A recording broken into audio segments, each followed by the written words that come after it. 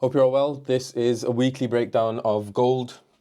There's some juicy levels. We'll go over all the tech, how I've identified the levels, how to play them, what to look out for, and also fundamentals. But before I do that, I'm going to tell you a few analogies and just a few psychology notes, also maybe some words of wisdom and whatnot from what I've learned.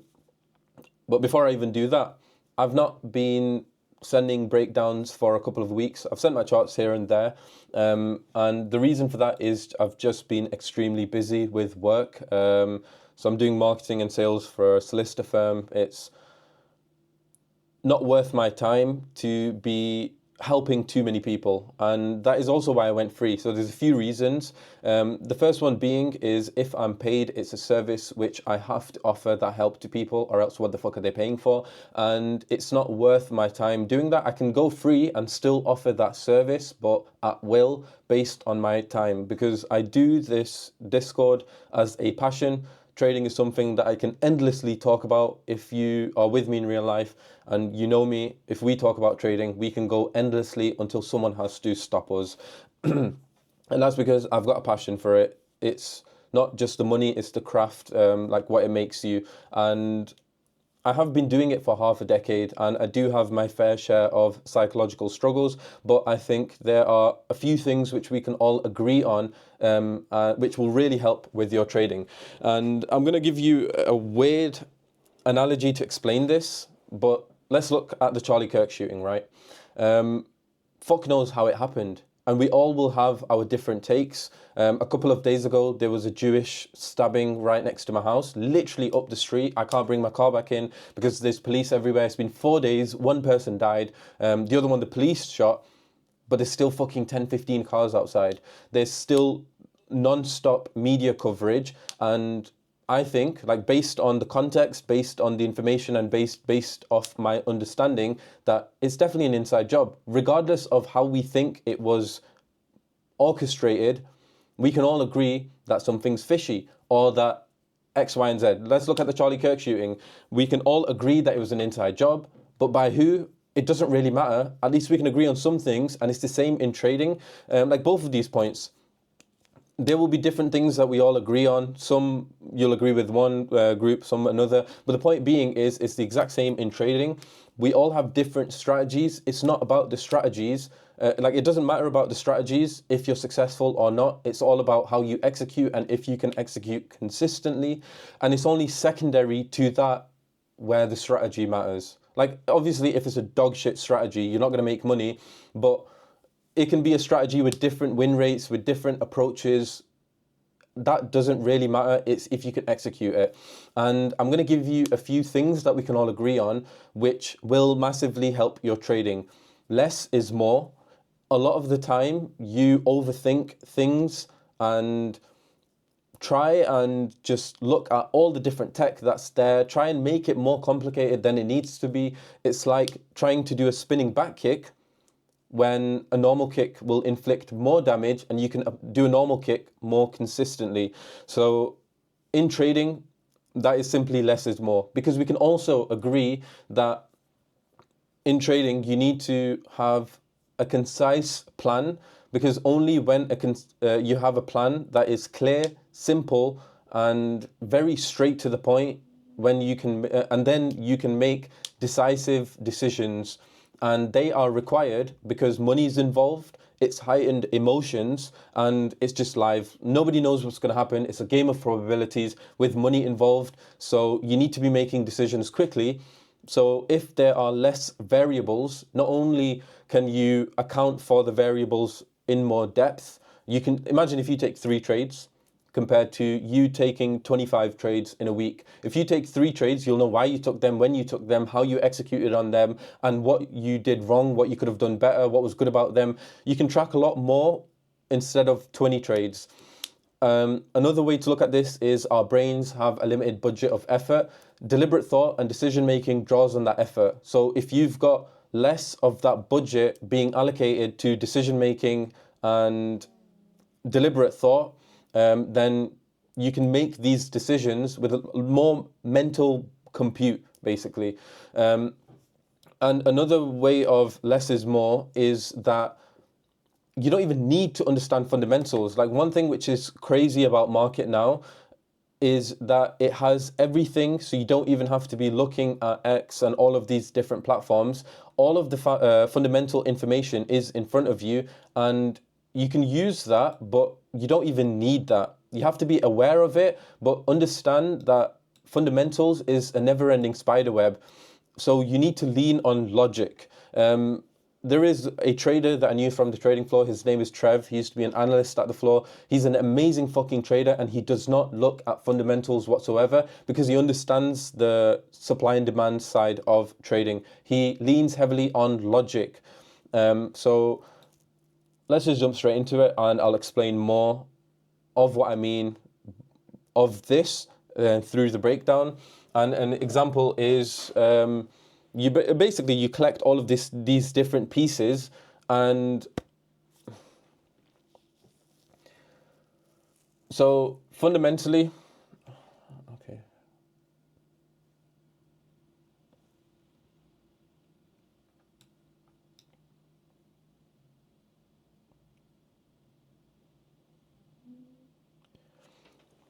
He's an amazing trader, and he does not look at fundamentals whatsoever. But he's also good at poker. Oh, I think he does betting where you do it with cards. I think it is poker. Yes, it is poker. What the fuck? But because he understands probabilities, he understands to keep it simple. A lot of people, like, the reason they're not profitable is because they overthink and they think too deeply about irrelevant bullshit. You're thinking too deeply about who killed the Jews or who orchestrated it. It was an inside job. End of story. So it's the same with this. Lean more on logic. Understand what the charts are telling you. I'll tell you one more analogy. And this is of a hunter in a cabin. It's snowing outside. Imagine a hunter has no food and he's got 3 bullets. It's windy outside and there's a deer. He will desperately try shoot the deer. If he misses, he'll use 2 bullets, maybe even all of them. However, if there is a hunter, he's got 10 bullets and he's got food for weeks.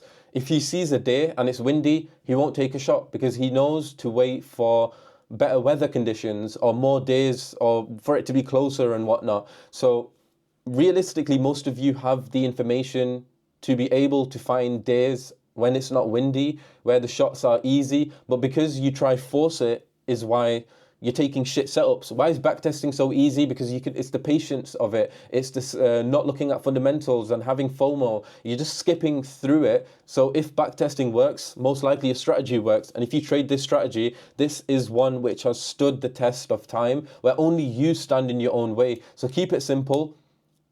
Rely on logic, and also understand that you don't even fucking need fundamentals. Yes, it's heavy in terms of fundamentals, but if you look at how, regardless of fundamentals, if you apply logic, you just cannot lose because it's based on logic. I'll give you an example. Let's say we have a news event right now and it pushes gold all the way up to this psychological level. This is a 400 pip push higher. If this breaches, it just increases the odds of the next psychological level delivering. So regardless of this news event, regardless of the implications of it, because remember, fundamentals is a never-ending spider web. If this doesn't deliver, there's more chances of this delivering because there's higher odds of profit taking, because we know that there's people sat on large piles of unrealized gains and they need to cash it somewhere, and past all-time highs in price discovery mode, psychological levels are the only levels of reference. And if one is breached, there's higher odds of profit taking at the next. Now, yes, it might not happen, but it's a game of probabilities. So yeah, let's jump into the breakdown. Hopefully those analogies were helpful. If they were helpful, let me know. I will fucking ramble on every weekly breakdown. But let's jump straight into it with gold. But before we even look at tech, we'll quickly go over fundamentals with that same approach that we're not going to... Let me hold my Parker pen. With that same approach, because we're not going to make it complicated. We're going to look at fundamentals, understand roughly what's going on, and then create plans based on tech, higher time frame, solid tech, which just cannot lose regardless of fundamentals. So there's some bullshit going on with Hamas, Israel, Trump, where they're trying to take over Palestine, but under a peace deal. But in terms of the markets, there's not necessarily any major escalations in the Middle East. However, in terms of gold, if you look at what is impacting it right now, you can see that the government shutdown, which happened last week, happened, and they last a couple of weeks to a couple of months. Apart from that, central banks have been buying. There is, based on market, even though it's a 15%, some geopolitical tensions in Ukraine and the Middle East, and technically it's overbought, so that's not really bullish. And the Fed rate cut expectations next week. There's not that many there's not that much news early on into the week. We've just passed new quarter, so hopefully it's a solid week. To be honest, that gives me more than enough context. Basically, if there aren't any developments, just buy gold. Unless something changes, I think we are bullish in terms of gold. Early into the week, it's likely to be tech driven. I actually don't know when. I think the NFP will be released when the government lockdown reopens. I'll have a look at that over the coming week. But in terms of gold, we'll start off with sells because it's easier to explain everything. Again, how I explained it before, psychological level, psych level. If we have a push up, you need either a strong push to this level or timing or alignment. If not, you want a breach to then take this zone. If there is a strong push or timing or alignment, you take this with this as a backup. In terms of tech, it's only psychological levels, only reference we do have. You can look at trend lines, but I think for me, psych levels with that piece of logic is more than good enough. Strong move in, timing alignment, if not breach, to then take the next one. If any of these do deliver the move, the counter at all-time high, break retest. Let's say if we make the move from here, this 38 aligns with the break retest of all-time highs. And if, I think the 23, let's have a quick look. The 23 as well, and it's also a psychological level. And if this area delivers, it's the 38, and you can see if it's it's the 50, so breach of 38. So on the way down, you wouldn't want a reaction from here. Clean push to take this zone, but we'll see if that plays out, and I'll update. In terms of now buy case scenarios, I'm happy to take these because we're just bullish on gold, at least for next week, unless something changes, especially if there are any developments. But in terms of the buy case scenarios, now you start off with levels, and I know this chart is a bit messy, but it's because you can see all of the tech that I've used. Remember, gold loves its psychological levels, so you start off with levels, you plot the psych levels, you plot any relevant fibs, and this is what you get. You can plot a few more. So the first zone, for that we'd need to hop down to the 1 hour. Now, yes, if you look at this fib, this 50-61 area delivered, there is this weak level on the 50 fib, so if there's no reaction from here, you can take that. But then again, there's the psychological level just behind it. There's this level over here. So for me, I'm keeping it pretty simple. I think you can also look at this fib since it has delivered. Yep, 61. You can, oh shit, that's the one that was there already. Yeah.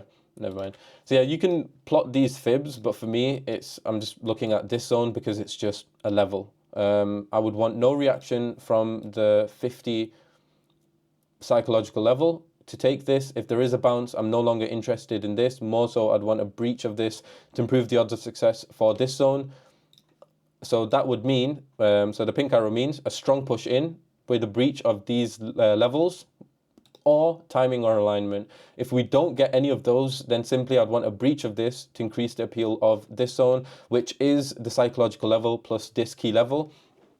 Now, imagine we get a pullback over here, then a breach of this psychological level. That will improve the odds of success for this psych level. Apart from that, you can plot a few fibs, but for me, this is more than enough. And let's say if it does do a pullback here, breach of this to take this. If it then breaches this, then you can take this as a backup, where I would probably take it as something like this, because I know, let me just make it a bit clearer, because if you're using this as a backup, there's no real need to do a split trade, because if it has breached this, then there's high odds of profit taking at this zone, because this psych level has been breached, high odds of this psychological level. However, if it does do the pullback from here, then you can take the top of the zone with timing or a match. If not this, if not, you can simply just wait for a breach to improve the appeal of this zone.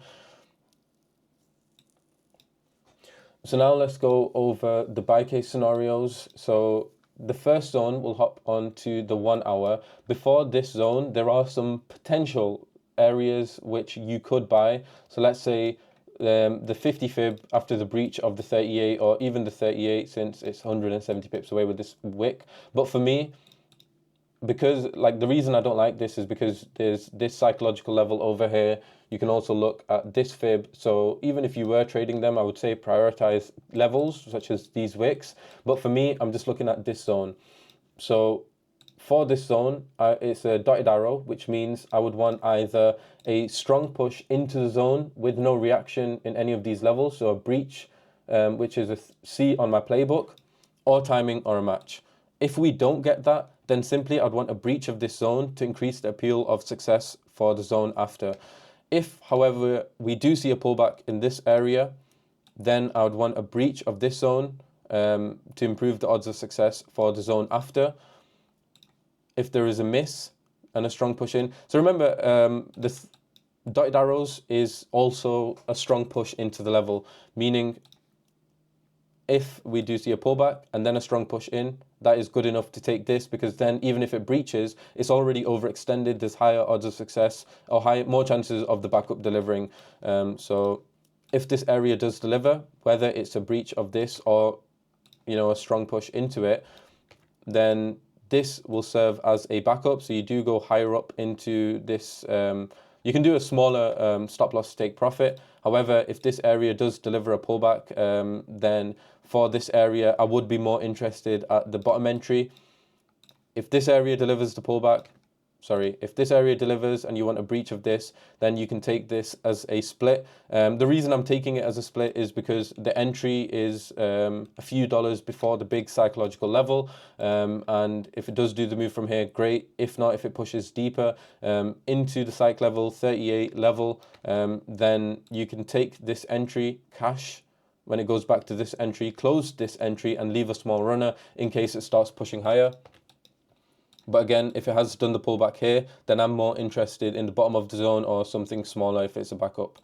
And then past that, it's the same logic applied. So I think I've covered 900 pips towards the downside. It's going to be a piss take if it doesn't push lower and it just keeps pushing higher. I always do that to myself. For silver, definitely keep an eye out on the big 50 psychological level. And when a high has been solidified, I will simply look at the levels and also the fibs. So you can plot a fib from here. I don't really expect this to be the highs. It's probably going to keep pushing higher. So when it does, I'll do the breakdown then, but simply you just plot the fibs and look at the levels. And also you can look at Dixie as well. I will send them updates. In terms of the charts, we'll see what's driving the market. Looks like a pretty decent week into the new quarter. And I'll send the yen breakdowns tomorrow as well. Hopefully the analogies and all the rant before the breakdown started was helpful. Hopefully this whole plan was explained clearly and you understand the logic behind it. There is something I want to talk about when we do get... Oh, shit. I will explain this area later on because it's a pretty wide zone. There's a few ways to play it, but it's similar to this area. So yeah, I will see you in the next one. Make sure you subscribe.